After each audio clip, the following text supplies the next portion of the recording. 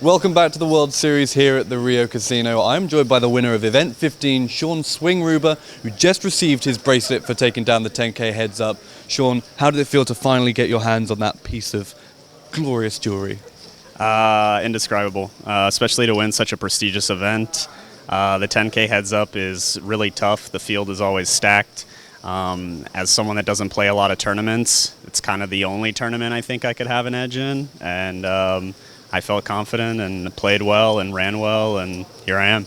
I read that you put in a lot of work on your heads-up game heading into it, and you had to win a play-in game to get into the tournament to start with. What were your thoughts going into that game and as the tournament progressed deeper and deeper? Yeah, so I had to play, I didn't get a bye the first round. I had to play Bill Klein, who's really tough. He plays high stakes live on the bike and plays with some of the best players in the world, so I knew he was going to be a tough player, and he was. We played about a 3-hour match, I think, and I was lucky enough to best him. In regards to the work I put in, I had been eyeing this tournament for a couple months up until the tournament, and I just did a lot of kind of refresher stuff on heads up.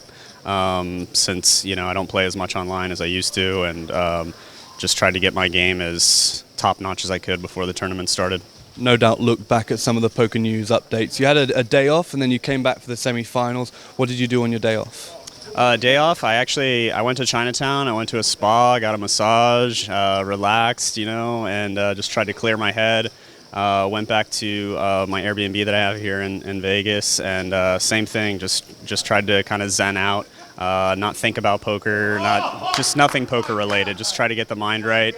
And my mindset going into the semifinal was just treat it like any other heads-up match. Don't think about the bracelet, don't think about the money, just make decisions with a clear head like you would in any other match. And the final against Ben Yu, obviously a formidable opponent, lots of World Series experience. You're on the short stack for most of the tournament, but obviously won the big pot when it came and took down the title. What was Ben like to play against? Ben was incredibly creative and tough. I knew he was going to be tough going into the match. I did some unorthodox things throughout the match that some people were probably scratching their head about. But I have to give credit to Ben. I was doing it because he had me perplexed on a few different hands and streets where I thought I might get check raised, and I missed some value. I mean, ultimately he was just very tough. But when I was short stacked, I just tried to remain positive, get it in good. Once I caught a double up, it was just back to the game plan, and just try to whittle his stack down and then get it in good and win.